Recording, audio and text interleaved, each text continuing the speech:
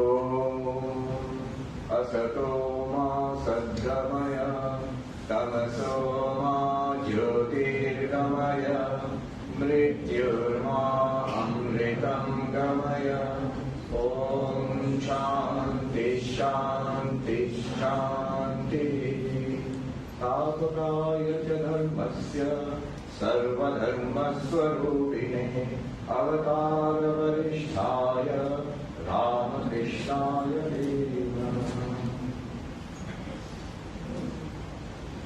Revered Swami Sarvapriyananda Ji Maharaj, other revered and dear domestic members, dear friends, Namaste and welcome to this session.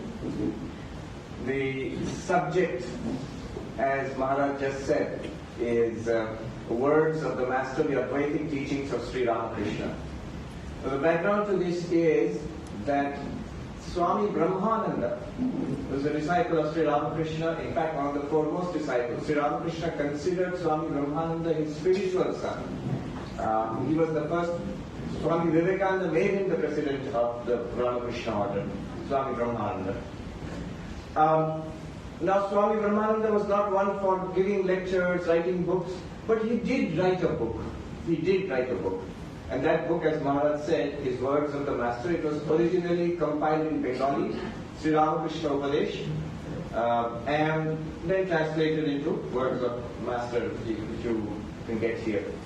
A very small book, but the importance of this book is the teachings of Sri Ramakrishna, chosen and compiled by none other than Swami Brahmananda. How much thought and care he must have put into picking and arranging those teachings. If you see the book, it's arranged in short teachings. It's not like the Gospel of Sri Ramakrishna Kathamrita, which is a record of conversations and descriptions and so many things. It's just 1, 2, 3, just like that. 1 or 2 sentences. And arranged according to topic by Swami Brahmananda. Not only was this done by Swami Brahmananda, the book is proofread by Sri Ramakrishna. What happened was Swami Brahmananda was in Banaras when he was doing this work, and often he would work late into the night. And at least on one occasion, at that time Sri Ramakrishna had already given up his physical body. At least on one occasion, Sri Ramakrishna appeared before him and said, I did not write, say like this, I said like that, he changed this. So it has been proofread. I think it is authenticated by none other than Sri Ramakrishna. Now what we are going to do this evening, as Maharaj said, I'll talk for a while, after that little bit time is there, we can have a few question answers. What we'll do this evening is look at the first few teachings of Sri Ramakrishna in that book. The Bengali Sri Ramakrishna Upadesh, I will translate for you. How it came to my notice is, Swami Ashokanandaji, one of the great monks of our order, who was in the Vedanta Society of Northern California in San Francisco, 1950s, 60s, he said that this little book is a spiritual classic. In years to come, now many people don't know about it. He says, in years to come, the world will carry it around in its pockets. People will start carrying it around in their pockets. So when I read that, after that I started carrying it around in my pocket. So wherever I go, earlier, even if I left my room, I would carry it in my pocket, that is too much. But now, wherever I go, I always keep one copy. So here is the copy, which I brought in my pocket. Right? And this is the Bengali original. I am going to read the first teaching. I'll read like that, 1, 2, 3, just at the beginning. The general impression we get about Sri Ramakrishna, he practiced and encouraged people along every path. Advaitic, Dvaitic, devotional, path of knowledge. But primarily he was a devotee. That's the impression that we get from, say, Kathamrita, the Gospel of Sri Ramakrishna. He's primarily a devotee of Kali. He would always say, God is my mother, Ma Kali, and I am the child. He had Advaitic experience and taught it also to some people. But we feel that he's primarily a devotee, and primarily his teachings are devotional, bhakti. He mentions everything, but seems to give more thrust on bhakti. How interesting it is that in this compilation of his teachings, chosen by none other than Swami Brahmananda, his spiritual son, the way he has selected and arranged it, the first several teachings, first one and so on, are highest Advaita. Advaita and only Advaita. 1, 2, 3, 4, like that, still. So we will see what those teachings are. The first sentence I am going to read out. Sri Ramakrishna's words, I will translate and then I will discuss a little bit. Sri Ramakrishna says, this is in Bengali, Manush apnake chinte parle Bhagavan ke chinte pare. This means, if a man or a human being recognizes who he or she is, realizes who he or she is, will realize God. If you know yourself, you will know God. If you know yourself, you will know God. Just today, Reverend Maharaj was telling me a story of a senior monk who wrote a letter to Mahapurush Maharaj. Maharaj, do you remember the name? Bodhatmanandaji. Yes, Bodhatmanandaji. He was a legendary figure in our Ramakrishna order because he was the first principal of our training center, Bhava Maharaj, long time before our time. But I have heard stories about him from senior monks. A spiritual giant in his own right. He wrote a long, rather sentimental letter to Mahapurush Maharaj, Swami Shivananda, another disciple of Sri Ramakrishna, second president of the Ramakrishna order, after Swami Ramananda. And in that long letter, he said, see, the goal of my life is to see God in everybody, and many other things he wrote. And Swami Shivananda wrote back one line. First see God in yourself. First see God in yourself.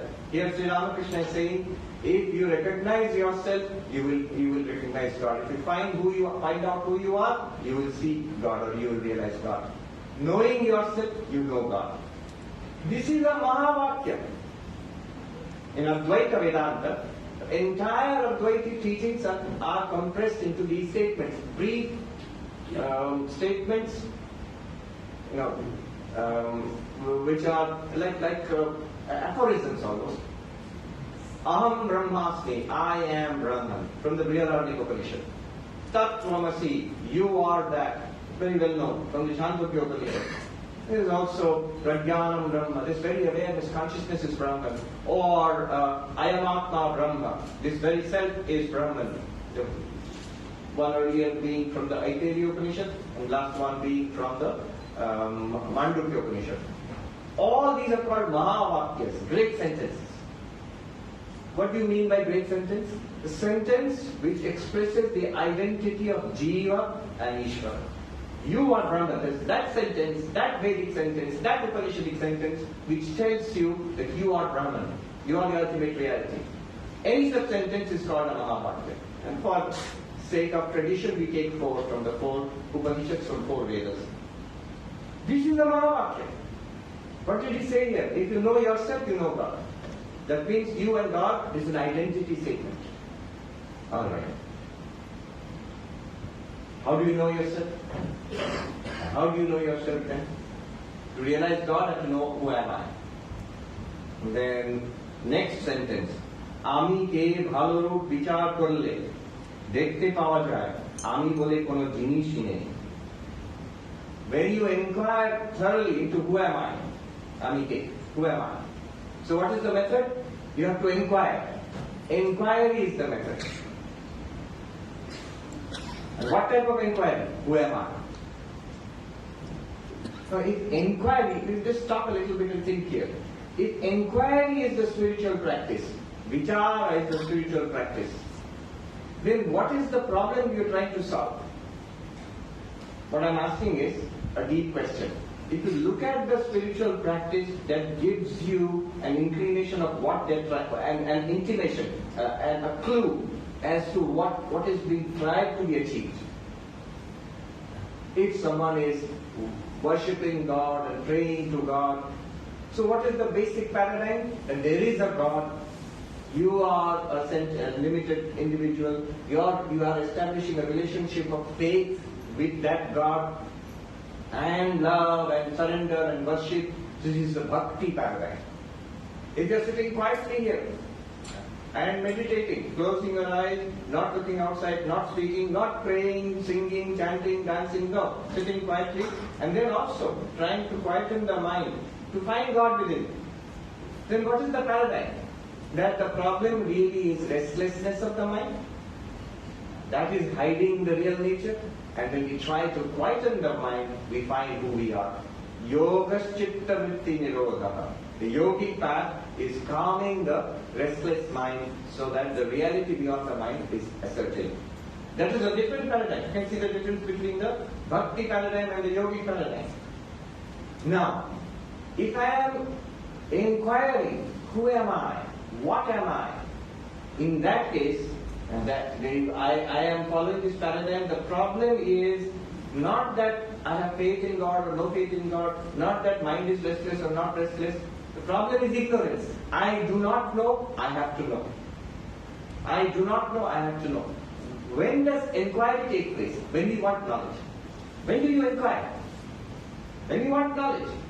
Vichara, the product of vichara, inquiry, is always knowledge. If it is successful, it is always knowledge. So if that is the case, then what is the paradigm is operating under? The problem is ignorance, the solution is knowledge, the method is inquiry. Let me repeat again. If the problem is ignorance, then the solution will be knowledge and the method is inquiry. In any case, whether in scientific, in social sciences, in the natural sciences, or here, if you want knowledge, then you have to inquire. And if you want knowledge, you are acknowledging there is ignorance. Now, what are we talking about here? He says, ignorance and knowledge about what? Inquiry about what? Amike. So, who am I or what am I? That is the inquiry. So this background is very important. This is the Jnana Yoga paradigm he is talking about. And then you will inquire. What will happen when you inquire? Who am I? If I inquire, what will happen? No, natural reaction is, so what will happen if you inquire successfully? You will find out who you are. No, he says no. Ami bole kono jinish nei. If you inquire, you will suddenly find there is nothing corresponding to the term I. We think that there is a self. No, when I say book, the word, what does it refer to? This. When I say microphone, a word, what does it refer to? This one.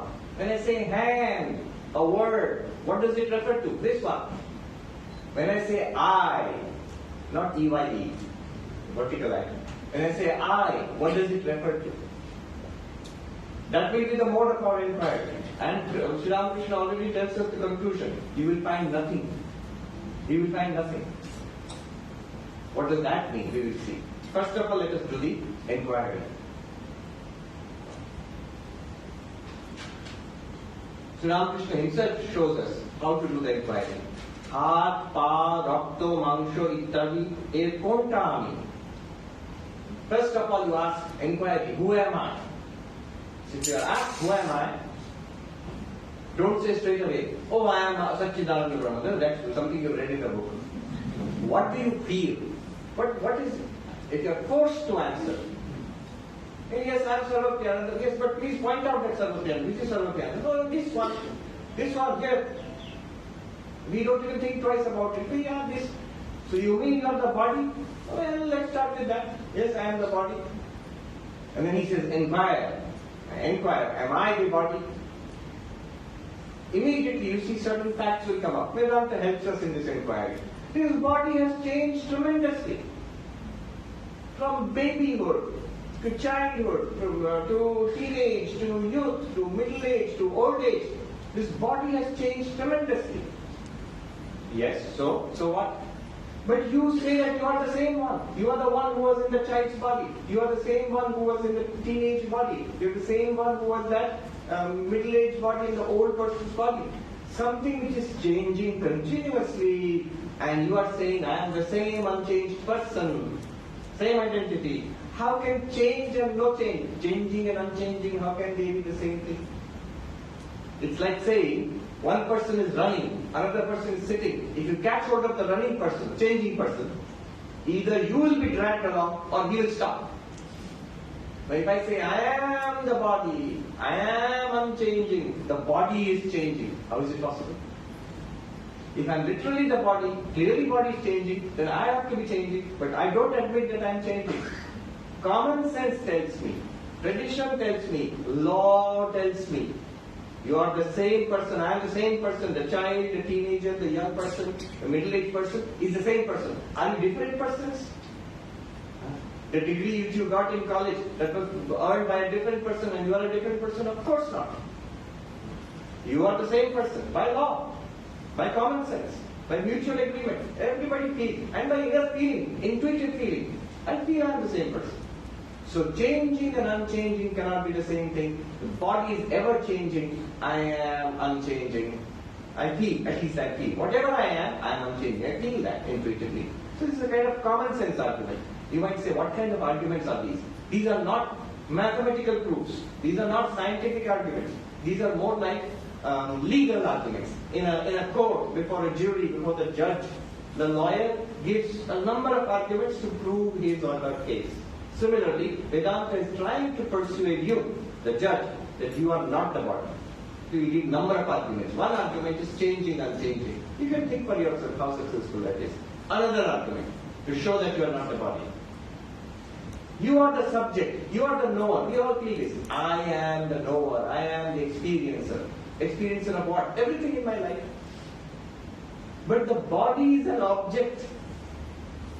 I see the body, I can touch the body, I can even taste the body. If it's very sweaty and hot, you can smell the body. If you are hungry and your tummy is rumbling, you can hear the body. Every sense organ operates on the body and makes it an object. Just like this object here, this object, this object, this hall is an object. I don't think I am the hall, I am the chair. No, they are objects. I am the one who knows them. So, I am the subject, I am the knower. These objects, these are inanimate objects. They are known by me. Subject and object are different. I am using the Vedantic drashta drishya. You are the drashta, the seer. And you are different from the seen. The body is the seen. The object, you are the subject, you are the seer. Every sense organ objectifies the body. Therefore, you cannot be the body. Seer and seeing, subject and object are different.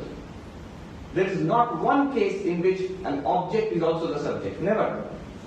You might say, no, I am the subject, I know myself. No, be careful. When you say, I know myself, you say, I am seeing the body. It's not the body seeing itself. If the body seeing itself, then it's one reality. But I feel I am seeing the body. I clearly feel a difference. I am the subject, the knower of the body. Therefore, I cannot be the body. This is another argument. Seer and seeing, subject and object, they cannot be the same thing. Then another argument, a more subtle, but I like this argument. Conscious, not conscious. You are aware of the body. The body is not aware of you. See, just like this. I am aware of this glass. This glass of water, there's a glass of water here. I am aware of it. It is not aware of me, as far as I know. I am aware, it is not aware. I am sentient, it is insentient, as far as I know. And it's not even aware of itself. It's not even aware of the table. I am aware of it. I am aware of the table, everything. Similarly, when we look at the body, I am aware of the body. The body is not aware of me. The exercise that I sometimes do is, I recommend, take a look at one part of the body, the hand, and look at the hand and think, so I am aware of the hand. Clearly I am aware of the hand. Is the hand aware of me, Sarvapriyananda? No. That would be a weird thing. Suddenly the hand says, hello Sarvapriyananda. You haven't paid attention to me in a long time. No, it never happens. We have no intuitive feeling that the body is aware. Our intuitive feeling, our experience. Look at your experience right now. You feel you are aware of the body. Body is not aware of itself. Body is not aware of anything else. Body is not aware of me. I am aware of the body and I am aware of other things. I am aware, body is not aware. I am conscious, body is not conscious. I am sentient, body is not sentient. Therefore, I cannot be the body. How can two of the same thing be conscious and not conscious? So I am not the body. This is enough to go on with. And then we go a little deeper. That let's take a look at. We say that no, I did not mean I am the body as such. Bones and flesh and blood. I did not mean that. I mean I am the person embodied. I am the embodied person. I am thoughts, feelings, emotions, ideas, memories. I am a person. And I am embodied in this body. That's what I meant. Oh, that's what you meant. Alright, let's examine this person, this mind, thoughts, feelings, emotions, ideas. Same arguments, changing, unchanging. Is the mind changing? You say yes, of course. It changes so much. Body changes slowly, mind changes very fast. Throughout the day, how much change is there? From the morning till now, how many times alert, how many times sleepy, how many times peaceful, how many times irritated, how many times excited, how many times bored. In one day, from morning till now. How the mind changes, thousands and thousands of thoughts are coming and going. Yet, what we say, that it is my mind, I am experiencing all those thoughts. And I am the same one. I am the same one who was alert in the morning. I am the same one who has become sleepy in the class. Yeah. I am the same one who was happy. I am the same one who became unhappy. Mind changed from alert to not alert, happy to not happy. But I did not change. I am the same one. You never say, oh, that sleepy guy in the morning and this alert guy now, we are two different people. No, you're not. So you are the same one, mind is changing continuously. You are the unchanging one, mind has changed. Just think about it. Your mind 20 years ago, 30 years ago, your mind as a baby, most people don't remember. If we could remember our baby mind, it would be like an alien mind, unrecognizable. And yet I am the same one who had that mind. I am the same one who has this mind now. Your mind as a child, that we remember to some extent. What did we think then? What did we know then? What did we want then? What did we feel then? Right? Very, very different from us now. Yet I am the same one. The mind changed so radically. Even more clearly we remember the mind when we were teenagers or young people. Mind has changed so much. Changing, unchanging. I, unchanging, whatever I am, I cannot be the mind because it is changing. Not only that, seer and seeing. You can examine, you can experience your own mind. Can you experience, can you know your own thought? Yes. Introspect, close your eyes and look inwards. You are aware of your emotions, you are aware of your feelings, you are aware of your ideas, knowledge, memory. In that case, they are all objects. You are aware of them. You are the knower and they are the known. You are the seer, they are the seen. Mind is the seen, you are the seer. Seer and seeing, subject and object, knower and known, cannot be the same thing. Therefore, you the knower of the mind, you the subject, you cannot be the mind. See, this is a very big thing. Because, in general, common sense, most people think we are the mind. Even in psychology, in modern understanding, cognitive science and all, it is the mind which is taken as the person. The difference between you, the knower, and the known mind, this is not appreciated in most modern thought. This was very well known to Sankhyans, Advaitins, Buddhists, they all knew this. This is very, very well appreciated in ancient India. That you and the mind cannot be the same. Mind is there, body is there, but you are not the mind. The mind is known, you are the knower. Therefore, you cannot be the mind. Then, the next one is even more subtle. You are aware of the contents of the mind. The contents of the mind are not aware of you. Let me repeat that. You are aware of your mind, if you want to be. And the mind is not aware of it. What do I mean by that? Try a simple experiment. Simplest of experiments. Think a thought. If you cannot think of a thought, I will suggest a thought, A, B, C, D. Or 1, 2, 3, 4, think. A, B, C, D in your mind. Now, ask yourself this question. Were you aware of A, B, C, D? Or was A, B, C, D aware of you? Very easy. I was aware of the A, B, C, D. It's like mental talk. It's like talking in the mind. Talking to yourself, A, B, C, D. Clearly that A, B, C, D was not aware of me. It was not aware of itself. It was not aware of any other thing. I am the one who is aware of that thought A, B, C, D. I am the one who is aware of other thoughts. A, B, C, D thought is not aware. Neither of me, nor of itself, nor of anything else. Mind is different from consciousness. You are different from the mind because you are aware of the mind is not aware of you. So these arguments show to us, those who know Advaita Vedanta, you can immediately see and they are kind of shortcut. Panchakosha Vichara, the physical body, the vital body, the mental body, the intellect, and the causal body, none of them I am. I am the witness of all of them. They are all changing, I am unchanging. I am their knower, they are the known. I am aware, they are not aware. This is the kind of argument which is there. I am not the Annamaya. For the people who know this Panchakosha Vichara, I am not the Annamaya, Pranamaya, Manomaya, Vijnanamaya, Anandamaya. I summarized all of that movement into 2 steps. And neither the body nor the mind. In common sense, mostly we refer to this body-mind as ourselves. Not the body, not the mind. We do this exercise, at least intellectually we get a feeling that yes, this body-mind is there, but it's not really me. It's not I. I am something different from them. But when you inquire, what is there different from the body-mind? Try it right now. You'll immediately see, because you've done Vedanta for a long time, you'll say, Atma, I am Atma. But we don't know what body, at least we know I can show the body. And to myself, at least I can show myself the mind. Thoughts, feelings, emotions, I can experience it. But what is the Atma? Where?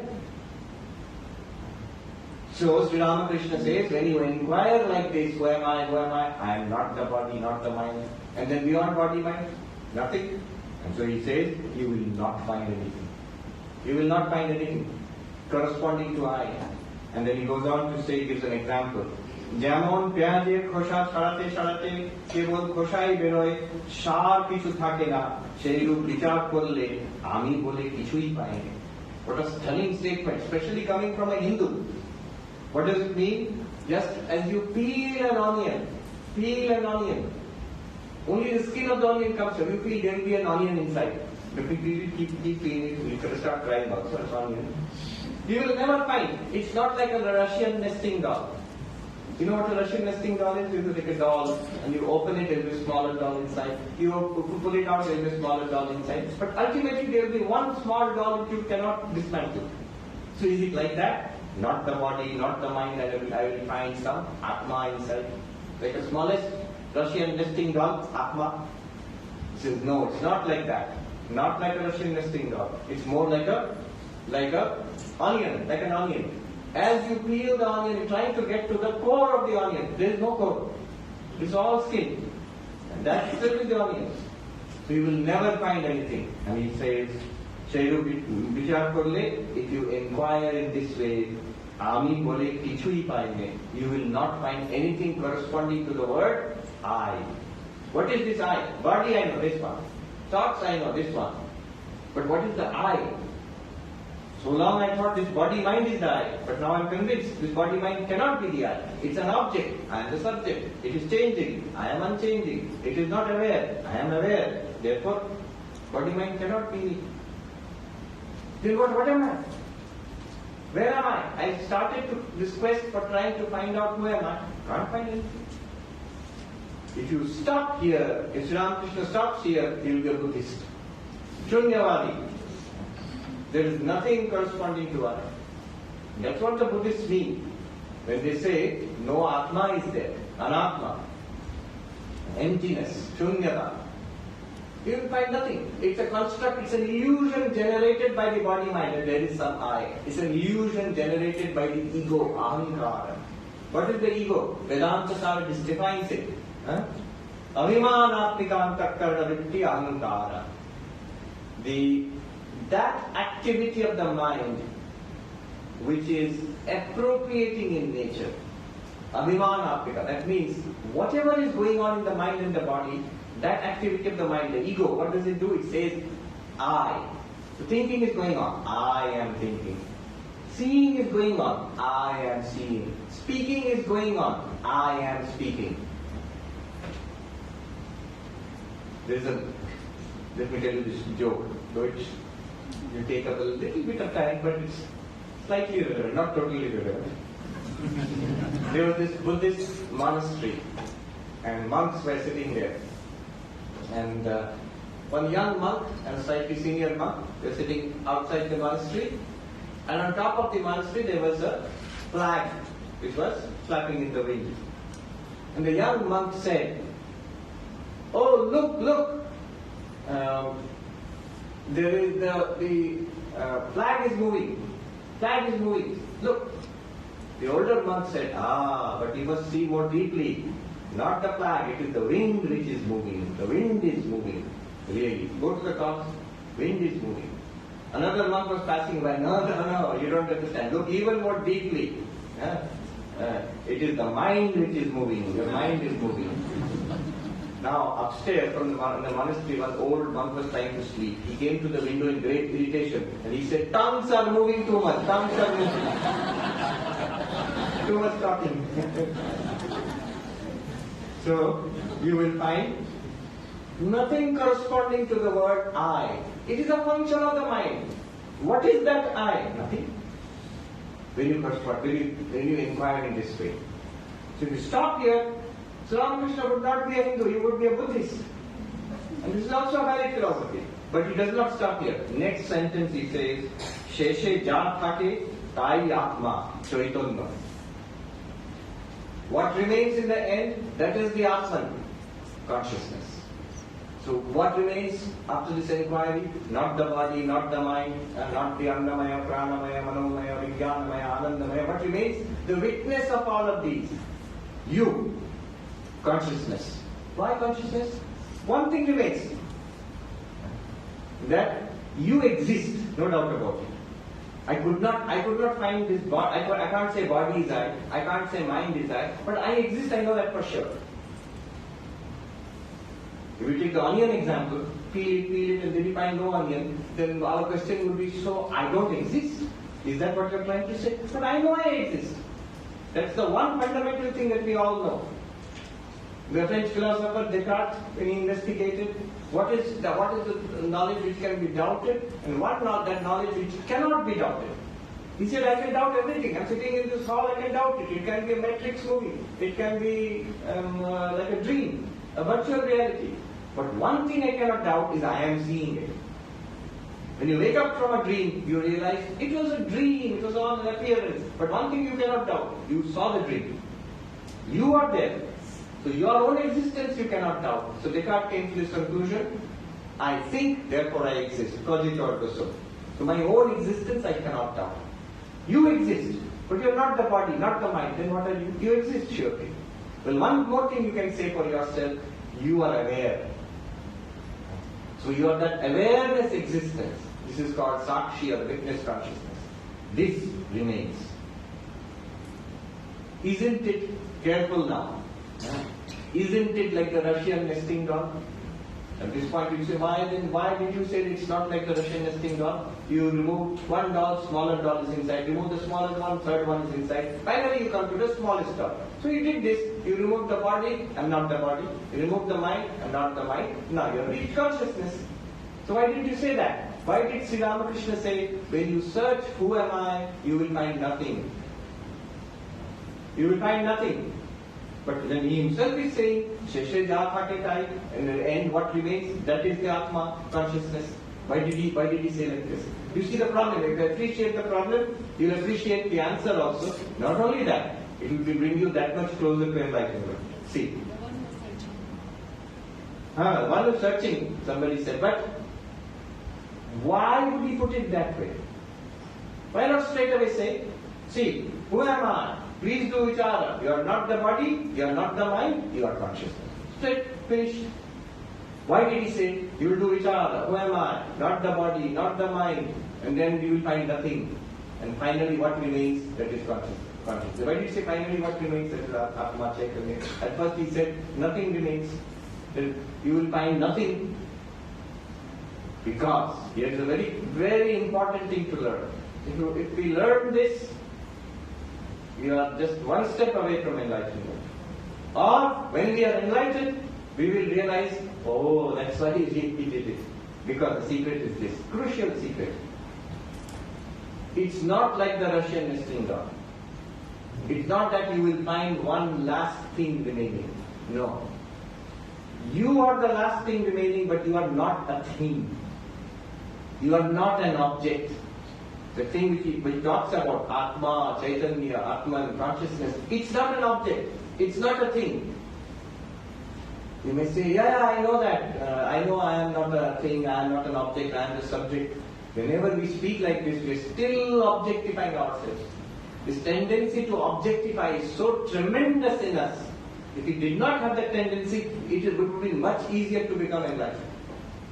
But we have that tendency. Even when we say all the correct words. I am not the body, not the mind, I am the pure subject, not an object. But still thinking, so some Atma, the one who's thinking is the Atma, some Atma, some consciousness. Don't worry, if many of you will be thinking, he will tell the 10th man story now. No, I don't want. Many of you know it, but just that, it's not an object. You turn away from the object, not the body, not the mind, then the one to which the mind and body are appearing.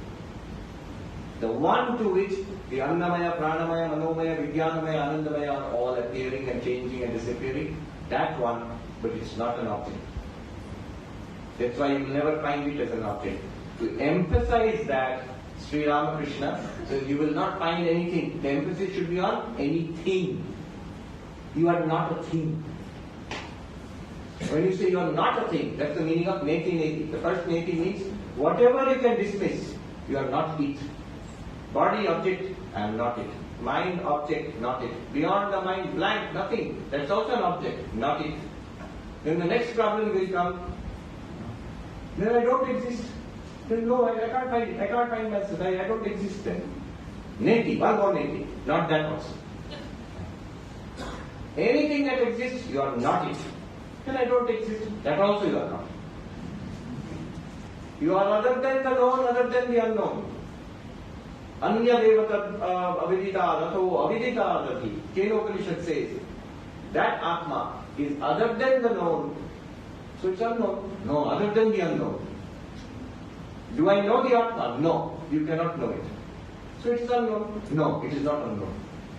What is the one thing which is neither known nor unknown? It is you yourself. You are the one who knows all things. And some things are known for you, some things are unknown for you. For all of us. This little bit we know and vast range of things we do not know. But I, me, myself, do I know myself or do I not know myself? You will find I am not an object of knowledge for myself, but I cannot say that I do not know, I am unknown to myself. Of course I am more than known. Swami Vivekananda said, go away thinking it is unknown and unknowable. Rather, that Atman being known first, everything else is known here. In that shining, everything else shines here. By its light, everything is lit up here. Kathopanishad. Tameva bhantam anubhati sarvam tasya vasa sarvamidam vibhati. That shining, everything else shines. By its light, everything here is lit up. You shining, everything else shines. By your light, everything here is lit up.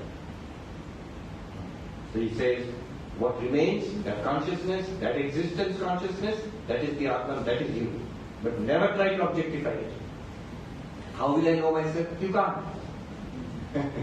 But that does not mean that you are unenlightened or it's unknown. No. That very process of eliminating what you are not, it will reveal to you. You will know yourself by yourself. Sri Ramakrishna says elsewhere, bodhe bodhkara, awareness of awareness. Realizing yourself as awareness. Then he adds one more line. Amar amitto durhave bhagavan dakha. When the ego-ness of the ego drops away, God is revealed. I was reading Ramana Maharshi's, he was famous for his who am I? His one teaching was always who am I? Find that out. In his Upadesha Sara, which is a short text of all the teachings, the spiritual instructions of Ramana Maharshi, there is one line. Nija Vicharanam, when you inquire into who am I, exactly this what Sri Ramakrishna is saying. When you inquire into who am I, Nija Vicharanam, Atma Vichara, then what happens? Aipatatyaham surati hit swayam. The I nature, the I-ness drops away. And then the heart, consciousness, being, Atman, shines forth.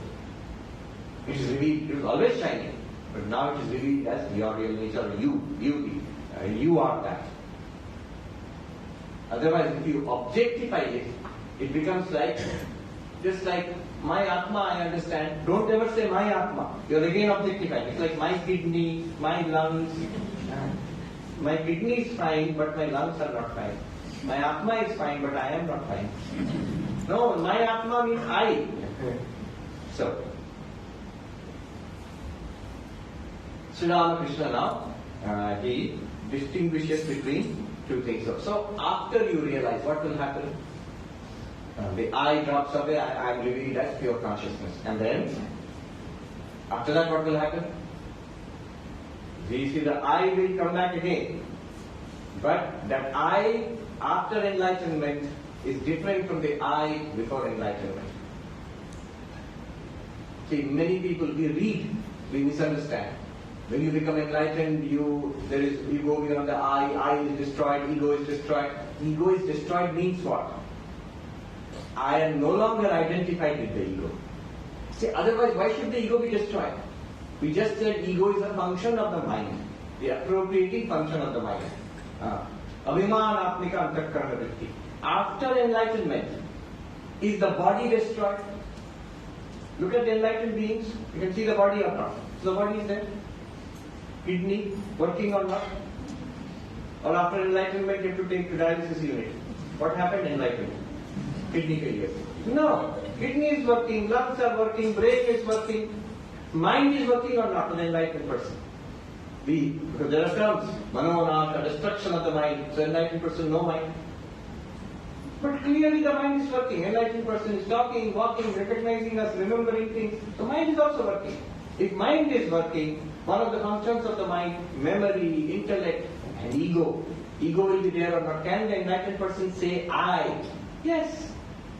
I will go, I will talk, I am coming, I will drink water. Sri Ramakrishna used to say that. Jal karo. I will drink water. So yes, ego also will reappear. World will reappear, body will reappear, mind will reappear. Ego also will reappear. But then what's the difference between us and the enlightened person? For us, I and the ego are the same thing. I continue to be the ego. And that ego is connected to body-mind. So I continue to be identified with body-mind. The enlightened person has no further identification with body-mind. Body is there, mind is there, functioning as before, including ego, but I am not the ego. Now we understand. Adi Shankaracharya. Nirvana Shatakam. Mano is a Chidananda Rupa Shivoham. But what's the first line? Mano Buddhya Hankara Chittani Naham. Mind, mana, buddhi, intellect, chitta, memory. Ahamkara, ego. Na aham. What a contradictory statement. Aham means I. If you literally translate, I am not I. It's literally contradictory. What he means is, when you are enlightened, you realize I am not the ego. Then what am I? Chidananda Rupaha Shivoham Shivoham. It becomes clear. Automatically. It's always there, but for us it's not clear. For the enlightened person it's very clear. That's what Sri Ramakrishna means. When Amaramitva egoic egoism means I am not the ego. And then he says ego will come back. But that ego is different from the earlier one. He says ego can be of two types. He calls it unripe ego and ripe ego. Let me read out and translate. Dui rokom ami ache. Ekta paka ami or ekta kacha. In Bengali. Ego is of two types. One is ripe, one is unripe. What is the unripe ego? Amar body, amar ghar, amar chele, egulo kacha ami. The unripe ego is my property, my house, my children. This is unripe ego. Most of us, people will say, me, that is my condition. Yes, it is unripe ego. That's the ego. We are identified with the ego. We think I am that one only. Then what is the ripe ego? Enlightened person also ego is there. But what kind of ego is it? Our paka ami hocche, the ripe ego is amita dash, amita shantan, ar ami shei nitto mukto gyan sharup. What is the ripe ego? I am the child of God. I am there, but I am the child of God. I am not body, I am not mind, I am the child of God. I am the servant of God. God is there, I am the servant. Or, This is from the bhakti standpoint. From the jnana standpoint, I am, he says, nitya mukta gyan sharup. I am of the nature of consciousness, ever free. See, even Chidananda Rupa Shivoham, there also the ego, Aham, he says ego is operating, but that's the right ego. Who says that? The right ego. The enlightened one will use the ego to say, point to the reality. The unright ego always points to body mind, individual, personality. The right ego points to, I'm saying points, technically it cannot refer directly, points to Satchidananda. He says, ever liberated consciousness nature. Nitya Mukta Jnana Swarup. Okay. This was first teaching, second teaching. After enlightenment, what will it be like? What changes will be there? Will the body become glowing? Will it float in the air? Light will come out? He answers. Number 4. I'm skipping 3, I'll come back to that. শরীর থাকতে আমার আমিত্ব একেবারে যায় না, একটু না একটু থাকে. As long as the body is there, the ego will continue to operate. See what I said earlier. If your kidney is working, lungs are working, heart is working after enlightenment, brain is working after enlightenment, why ego will not work? Ego also will work. It's part of the body-mind complex. And he says, যেমন নারকেল গাছের বাল্য খসে যায় কিন্তু দাগ থেকে যায়, দাগ থাকে. So he gives an example of coconut tree. The outer husk, it falls away and there is a line left there. Another example, a better example I think which we can identify more with. He said like a burnt rope. Like a burnt rope. When a rope is burned, but the shape is left undisturbed. So it looks like a rope, little blackened rope. And if you blow on it, it will fly away in ashes. It cannot be used to bind anybody. But it looks like a rope. So similarly, this body-mind complex still continues after enlightenment. As long as prarabdha karma is there, it will continue. But it can no longer bind you. The enlightened one is not bound. We are bound by our own body-mind complex, thinking I am this one. That's it. For the enlightened one, it is true that I am the limitless consciousness. And this body-mind complex is appearing. And the characteristics also will continue. For example, not only the body, after enlightenment, body will look the same. The personality also will be same. See, after enlightenment, Sri Ramakrishna, who loved jalebi. So after really realizing God, what happened? Did he change his preference? No, I have become enlightened. I will not love jalebi, I will love laddu now. No. Same, he loved jalebi after enlightenment. Vivekananda, who was a college boy in Calcutta, his choice of sweets was he liked ice cream. In his enlightenment, did he change his choice of sweets or something like that? No. Ice cream is like ice cream. That is the personality in the mind. The likes and dislikes of personality. Vivekananda's personality continued to be like that. Ramakrishna's personality continued to be like that. But both of them know for sure we have this limitless ocean of consciousness place. Right. কিন্তু এই সামান্য আমিত্ব মুক্ত পুরুষকে আবদ্ধ করতে পারে না. This trace of ego cannot bind the enlightened one. Now I'm coming back to number 3. So far what we have seen that I am not the body, not the mind, I am awareness, I am consciousness. The impression that we get is, here is the body, in the body there is a mind, and in the mind some consciousness is there. As long as we feel we are a body, in that there is a mind, in that there is consciousness, we will never be enlightened. That's not true. What Advaita Vedanta wants to say is, you are consciousness, you are existence consciousness place. In you, like waves in an ocean, these bodies and minds and the entire universe is appearing and disappearing. You are the limitless consciousness. You are not a little bit of consciousness in one body mind. No, not like that. It's the reverse. This mind and body are appearing in consciousness. Consciousness itself is the vast. In Sanskrit, bhuma, the vast, limitless. Body, mind, word are all appearing and disappearing in consciousness. You are the vast. You are not a small thing in a vast universe. Rather, the vast universe is like a wave in you. Ashtavakra sings. Mai ananta maham bodham vishwa viji swabhavata udetu vastamayatu name vriddhi navakshati. In need, the infinite ocean of consciousness, the wave of this universe arises. Let it arise, let it dissipate, and neither increase nor diminish thereby. Imagine, in the ocean out there, so many waves are arising. If the waves are coming up, is the ocean increased? No. If the waves disappear back into the ocean, has the ocean become less? No. Similarly, let body of birth come, I am not increased thereby. Let old age, disease and death come, I am not decreased thereby. I am the limitless ocean of consciousness in which bodies and minds and worlds are appearing and disappearing. That is enlightenment. So now, third point. Sri Ramakrishna, is a very interesting and stunning statement, very brief, one sentence, two sentences. এক ব্যক্তি তাকে বলেছিলেন, আমার এক কথায় জ্ঞান হয় এই মতো উপদেশ দিন।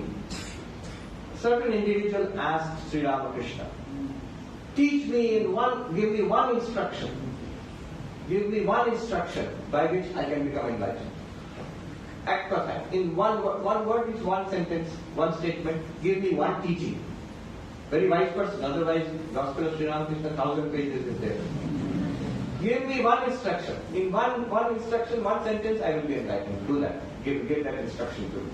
Sri Ramakrishna's answer, you listen. তিনি বললেন, ব্রহ্ম সত্য জগৎ মিথ্যা এইটি ধারণা করো, ইহা বলিয়া চুপ করিয়া রহিলে। Sri Ramakrishna replied, Sri Ramakrishna said, Brahman is real, the world is an appearance, the world is false, Brahma Satyam Jagat Mithya. Eighty dharana karo, contemplate this, assimilate this. That much. He said this, and Swami Sarvapriyananda adds, having said this, he fell silent. Iha boliya chup koriya rohilen. Having said this, Sri Ramakrishna kept quiet, fell silent. Why did he need to add this? Why did he need to add this? Why did Swami Sarvapriyananda add this? This is not a teaching of Sri Ramakrishna that he is very quiet. Why did he need to add this? It is to emphasize that all the teaching that has to be given can be given in one sentence. Brahman is real, the world is an appearance. That's it. Nothing more needs to be said. If you want in one sentence, this is the sentence. Now how does it impact us? See, till now we have realized, I am not the body, not the mind. I am the non-object, pure subject, pure consciousness, witness consciousness. Fine. But now what about body, mind, world? What about that? Is it something separate and I am a tiny bit of consciousness? Are there tiny bits of consciousness in every body and mind? Is it like that? So he says, no. Advaitic Vedanta says that consciousness alone is the reality, and what you consider to be the vast material world, universe, body, mind, the physical world, this world is the body, the subtle world, thoughts and feelings and emotions, all of those are appearances. Appearances of what? Of you, the consciousness. It is your appearance. You are seeing yourself in the mirror of nature. This is the universe. The universe is nothing but you. The universe is your appearance. Brahma Satyam Jagat Mithya here means you, the consciousness, pure consciousness, Brahman, Atman, whatever you call it. You are the reality. And the universe is an appearance. Appearance of what? Of you. Now the full truth comes. It's not that I am a little bit of consciousness in a body-mind. Rather, I am the limitless consciousness in which mind, body, world are all appearing, playing around and disappearing. Now non-duality is established. Non-duality is established means consciousness alone is the reality. There is no second reality other than consciousness. What appears as a second reality, what appears as a second reality apart from consciousness, body, mind, world, they are all appearances. Jagat Mithya. It's a profound statement. I was reading this very famous American philosopher, Robert Nozick, Nozick, I don't know how you pronounce it, Nozick. He passed away a few years ago. So, at one place, an interviewer is talking to him. What is the ultimate reality of this universe? He's going on thinking, talking. At the end, he says, we really don't know. Maybe the ancient Hindus were right. Atman is Brahman. Atman is Brahman. Recently, that gentleman who invented or worked on ChatGPT, Sam Altman, somebody asked him a question. Tell us, it's on Twitter. And now it's called X. Right? So, somebody asked him a question. Tell us one thing that you believe in that people generally don't know. And his answer was very interesting. Atman is Brahman. And the Brahman is the reality of which the universe is an appearance. You are the reality of which the universe is an appearance. One more point, and I'm done. Then we can go into a short phase of Q&A. Number 5. ন্যাংটা তোতাপুরীকে পরমহংসদেব জিজ্ঞাসা করেছিলেন. So Paramahamsa, Sri Ramakrishna, asked a question to his guru Totapuri. And you would always, see, you can't call your guru by your name. You can't call the guru by his name. So Sri Ramakrishna had a roundabout way of putting it, because Totapuri, you would call him the naked one. So you can't use Totapuri name, he is your guru. You would say the naked one. So the naked one, Totapuri, he was asked a question by Sri Ramakrishna. তোমার যে অবস্থা তাতে রোজ ধ্যান করার আবশ্যক কি? The condition that you have reached, the spiritual attainment that you have got, you have realized you are Brahman. All this which we are talking about, Totapuri has already realized it. But why do you meditate every day? See, meditation, all spiritual practices, why do we do? So that we can become enlightened. That is the purest motive for all spiritual practices. But suppose you have become enlightened, then why are you doing spiritual practices? So, Totapuri uttore bolechilen, Totapuri replied, or Totapuri said in reply, ঘটি যদি রোজ রোজ না মাজা যায় তাহলে কলঙ্ক পড়ে, নিত্য ধ্যান না করলে চিত্ত অশুদ্ধ হয়. He was a wandering monk, so he had a brass water pot. He would polish it every day and it would shine. He says, if I don't polish it every day, it's brass, so there will be a layer, it will become discolored. Similarly, if you do not meditate every day, the mind becomes polluted by the world. He said that. See, here he is giving a well-known conclusion of post-Shankara Advaita Vedanta. After attainment of realization, Aham Brahmasmi, this is called Tattva Bodha, realization that I am Brahman. After that also, sadhana should continue. He is saying that. And what is that sadhana? Spiritual practice, what should continue? There's something called Manonasha and Vasanakshaya. Complete purification of the mind and remaining in samadhi continuously.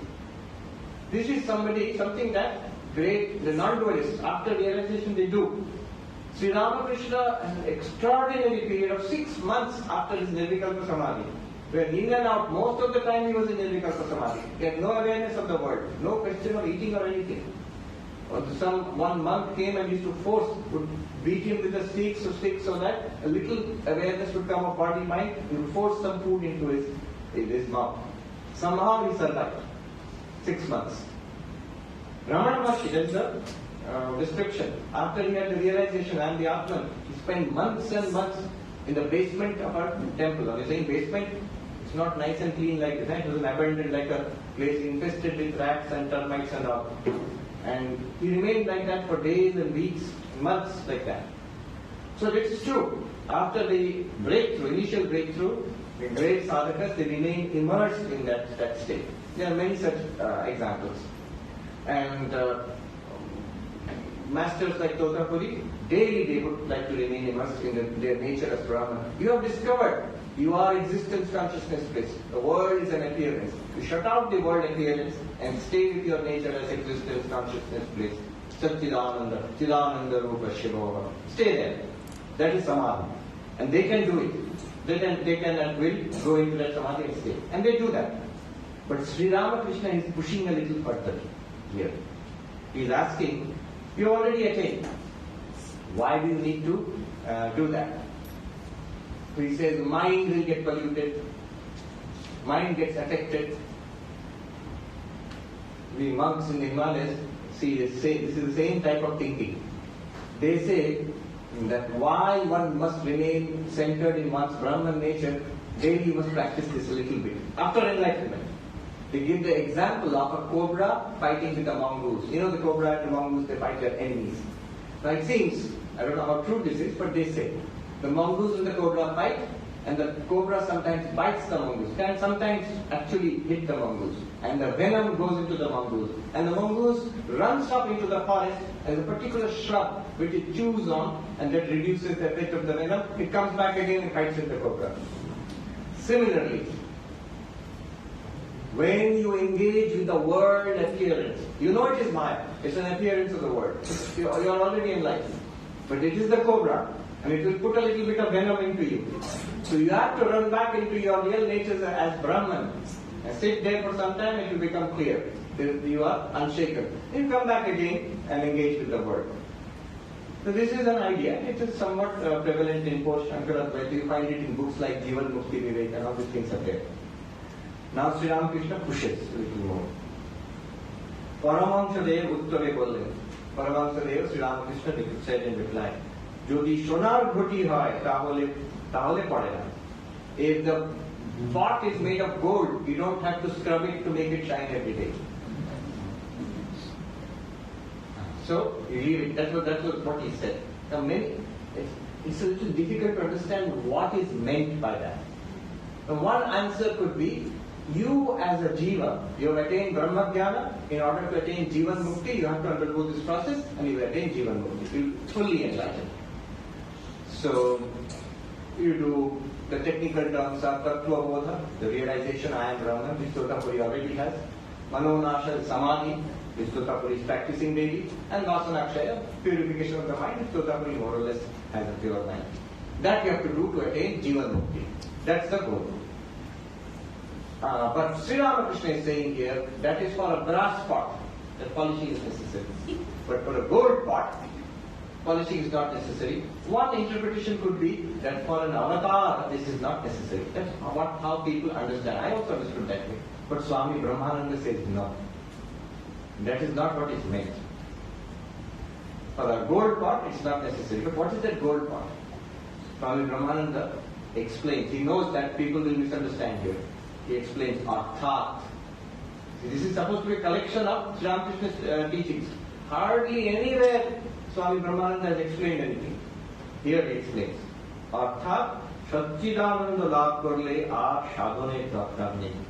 If you attain Satchidananda, there is no need for any more spiritual practice. Immediately this raises a question. In that case, Totapuri has not attained Satchidananda? No. The answer is this, that when you consider what is full-blown realization, full-blown realization is what is called Jivan Mukti, Sthita Prajna, Gunatita, all these terms are used. And that is what Sri Ramakrishna, Swami Brahmananda, they considered that to be realization. Anything short of that, they would not say that person is fully realized. So Satchidananda Labh, you become a Jivan Mukta, there is no more need of sadhana. Sri Ramakrishna is pointing that out to Totapuri. You are Satchidananda. After this, if you do meditation, it's your glory. But you don't do it to attain anything further. You are Jivan Mukta Satchidananda. If you do not think you are Jivan Mukta, do not think that you are enlightened also. Continue until that you are firmly settled in your nature as Brahman. So what Swami Brahmananda has done here, it's all my thinking, is that he has made this teaching relevant to us. If the gold pot is avatar, well that's good for Sri Ramakrishna. What does it mean? I am a brass pot. He says no. Gold pot is, when you realize that you are a gold pot, then the polishing is not necessary anymore. A deeper meaning is here. I'll just mention it and stop. The deeper meaning is this. You are Brahman regardless. Say, I am centering my mind in the thought that I am Brahman. Suppose you do not center your mind in the thought that you are Brahman. Will you be Brahman or not? Yes, you are. There is a story, these are all stories of monks in the Himalayas. Janak Raja, Emperor Janaka, he was sitting and meditating, and he was chanting, Aham Brahmasmi, I am Brahman, I am Brahman, I am Brahman. And then his guru, Ashtavakra, he came nearby and sat down next to him, looked at him. He's going on, Aham Brahmasmi, and the guru is looking at him. Janaka looked at him and saying, I am Brahman, I am Brahman. And then his guru, Ashtavakra, wandering monks have what's called a danda, a wooden stick on which sometimes they put their hand, and a water pot. So this works nicely in Hindi. I translate in English, it's pretty clumsy. So he is saying, Aham Brahmasmi. Ashtavakra also started. Ye kamandal hai, ye danda hai, ye kamandal hai, ye danda hai. Janaka, what is this? This is a water pot, this is a stick, this is a water pot, this is a stick. Janaka looked at him and again looked irritated and said, I am Brahman, I am Brahman. This is a water pot, this is a stick, this is a water pot, this is a stick. After some time, Janaka became very irritated. Oh sage, what are you doing? What are you saying? Everybody knows this is a water pot, this is a stick. Why do you need to repeat it so loudly? And the sage said, Ashtavakra, everybody knows, you know that you are Brahman. Why do you have to repeat it? If it is so obvious and clear, the exact same teaching Sri Ramakrishna is giving to Totapuri. Not that he is telling him not to meditate. You can meditate, but not for the reason which you are giving. My mind is being clouded like that mongoose with the venom of the cobra. My mind is being clouded by Maya. I have to bring it back to Brahman. Therefore I am meditating. No. That's at one stage. Of course, remember, we are talking about a very high stage. We are talking about people who are perfected. But that is one stage. You go one step further. You realize that you are Brahman regardless. There is no question of mind being polluted by Maya or not. Good. Let me do a peace chant, and then we will do short Q&A, I think 15 minutes instead. Om Shanti Shanti Shanti Hari Om Tat Sat Shri Ramakrishna Paramastu. Hari Om Swamiji. My question is... What's your name? My name is Advaitic. What do our scriptures say about the journey or the migration of the causal body? Once the body drops, Atman is Brahman, the body drops, and the causal body is entity with the vasanas. How is it? Is it suspended? How does this entity exist? Yes. And we have read stories about how Adi Shankara could transmigrate. Yes. Not only Adi Shankara, we can also transmigrate, all of us do. When the body drops away, that is the theory.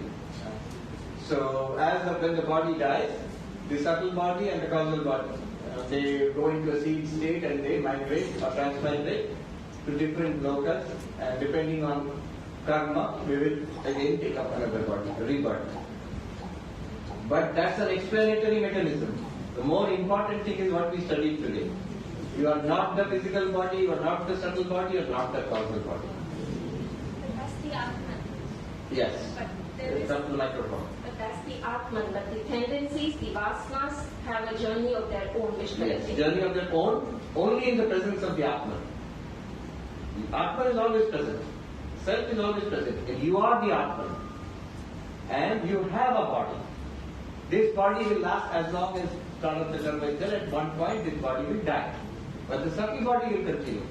These are the elements of your vasanas and tendencies. And the causal body. This is nothing but the seed state of the subtle body. That will transmigrate and it will get another physical body. And the Atman is attached to that or identified with that. It does not come and go from an Advaitic perspective. And so that's what happens. But the whole point is, whether it comes and goes, right now, right here, we must realize we are not the physical body, not the subtle body, not the causal body. That was the process. The inquiry Sri Ramakrishna taught us. When you realize you are the Atman, you are free. The next person. Thank you. Swamiji, my name is Vijay Kiawat. I take the liberty of asking a question pertaining to yesterday's discourse, if you don't mind. Sure. It's a short one. We believe in the theory of karma, that means whatever you do, you are experiencing it today or you will experience it tomorrow.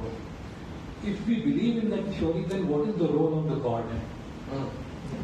What is the role of God? Alright, very easy. In fact, in all the theistic traditions in Hinduism, one term will be used for God, Karmadhyaksha, Lord of Karma. So the role of God is, everything operates here in this universe according to cause and effect. Karma. So our past karma gives rise to future lives and future experiences. Who administers the whole system? Who is the CEO of the bank? God. So whether you believe in God as Shiva, Vishnu, Narayana, Devi, always this term will be applied. Karmadhyaksha, the Lord of Karma. He is the CEO of the Karma bank. That's the thing. So, short following question. Why do you need a Karmadhyaksha? If your experience is because of your own deeds, then why do you need to believe in a Karmadhyaksha? That's why the answer, it's a good question, and that's why Buddhists, Jains don't believe in a Karmadhyaksha. Purva Mimamsakas in a Hindu philosophy, they don't believe in a Karmadhyaksha. But those who do believe in God for other reasons, they will say that karma also is administered by God. That God is the supreme power. Karma is not supreme. Beyond causality, beyond karma is God. In Advaita Vedanta, look at what Swami Vivekananda says. If karma is there, then what does Vedanta do? What is the use of Vedanta? Good, good, bad, bad, and none escape the law. Whosoever wears upon, wears the chain too. This is karma. Then what is Vedanta? Far beyond name and form is Atma never free. Know thou art that. Say Om Tat Sat. Know thou art that sannyasi board. Say Om Tat Sat Om. So Vedanta shows you are the Atman beyond karma. That is what Vedanta does. What devotion, the theistic religions do, is that they show you something which is beyond karma, God. Catch hold of that reality beyond karma, and that reality God will set you free from karma. Same thing, different ways it is done. Thank you. Namaste, Swamiji. My name is Hui Huang. I understand that I am pure consciousness, the witness, the observer. So, am I right to say that that is unchanging? And if you're always aware, then how about people who have dementia? They don't seem to be aware of anything. So, what happens to the pure consciousness? Right. So, the pure consciousness is there regardless of the state of the body mind. Birth, death, old age, disease, whatever, trauma, your anesthesia, coma, pure consciousness is always there. But the observed consciousness, the empirical consciousness, which we experiment with, which we experience, then you are all looking at me. I feel you are consciously looking at me, right? This is called the empirical awareness, or what is called chidabhasa, reflected consciousness. So consciousness channeled through the mind. Consciousness channeled through the mind, through the senses, enables you to see and hear and smell and taste and walk and talk, fulfill all the activities, all the different acts. Acts are working in your body. But suppose one by one they fail, then you will not be able to, you won't see that person displaying that kind of, those abilities. A person may get a stroke and lose the ability to speak. A person may get a stroke, lose the ability, one side of the body may become paralyzed. Similarly, dementia may affect memory. Dementia may affect cognitive capacity. Old age also does that. When the brain becomes weaker, the mind also becomes weaker because of that. However, these are reduced functionality. The consciousness remains the same. You are internally still aware. You are aware that the body mind is failing. But you are not the body mind. When the equipment fails, you are not failing. It's like saying that the car has many problems. Not in Singapore, you don't have that problem here. Old cars are not allowed here. But suppose the car is old and broken down, and then the car has many problems. That doesn't mean you have a problem. Think about it this way. You are looking at me now. You are there and you are looking at me. Suppose you close your eyes, then you are not looking at me anymore. But are you still there? Yes. And did you become less because you are not looking at me? You are there. One function stopped. Similarly, you stop other functions, hearing, smelling, talking, but you are still there. That you, even that is the reflected consciousness, that will also go away when the mind shuts down in deep sleep. But the witness of that deep sleep is the real consciousness. That it's not easy to grasp what is being said here, but sort of instinctively we can grasp what is being pointed out. Okay, thank you. Thank you. Namaste, Swami. My name is Vinay. I have this question from a long time. This is about free will. So I always wonder whether I have free will. And whatever I have read about Advaitic, what I understand is that the concept of free will being or not being is again Maya.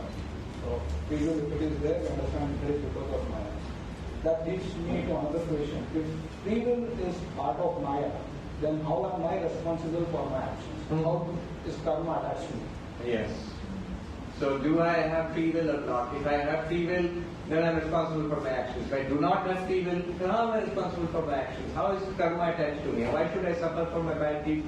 Or I'll also get the reward for my good deeds also. Yes. This question of free will is paradoxical. And there have been a lot of discussions about it. In the Gospel of Ramakrishna also you find Swami Vivekananda in one place he says this question is contradictory because will and freedom do not go together. Whatever is in the realm of Maya is determined, is within the realm of causality, so there can be no such thing as a free will. There is will, but it's not free. And beyond Maya, there is freedom, but it's not free will. That was Swami Vivekananda's answer. Here, let me just quickly go through 3 steps.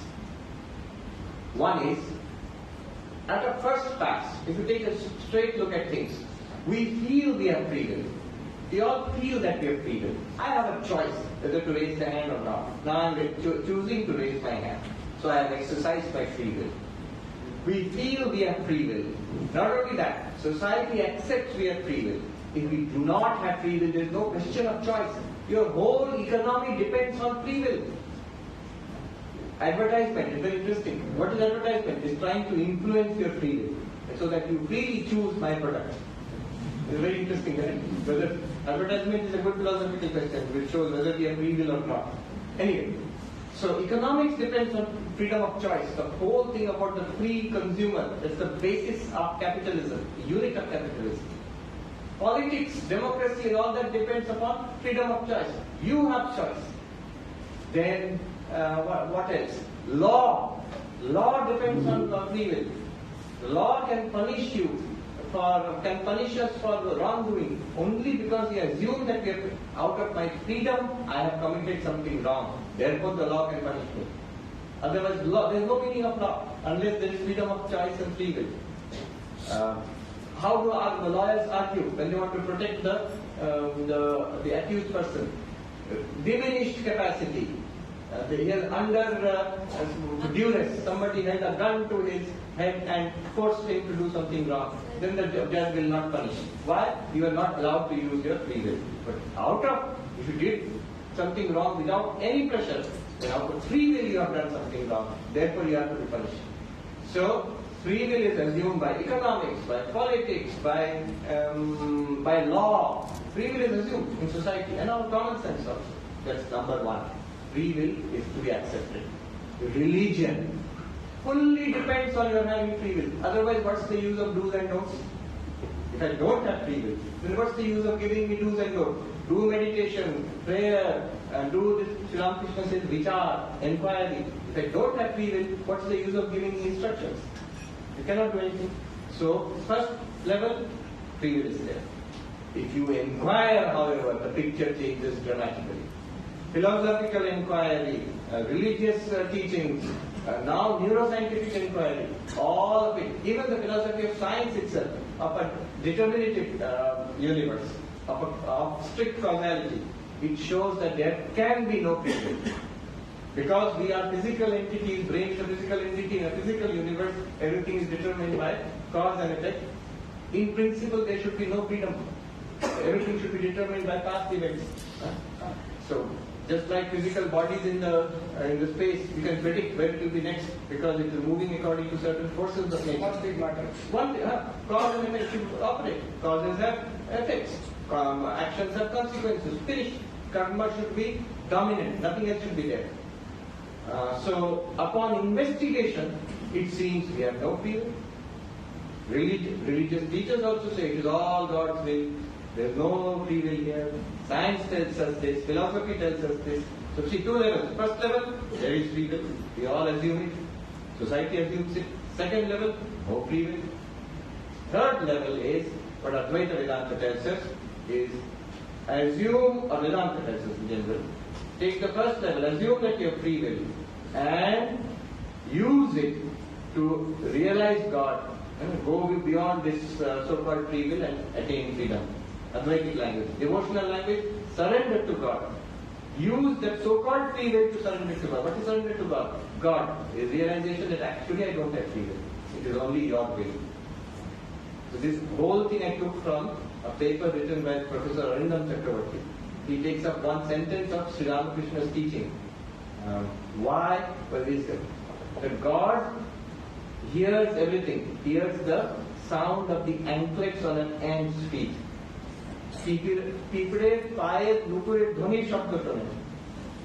Now he asked this question, Arindam Chakravarti, why pray to a God who can hear the sound of anklets on an ant's feet? Then answer to that is this whole discussion of free will. There is a feeling of free will, use it to acknowledge that it is God's will. Very beautiful conclusion, Mr. Ram. Thank you so much. Thank you so much.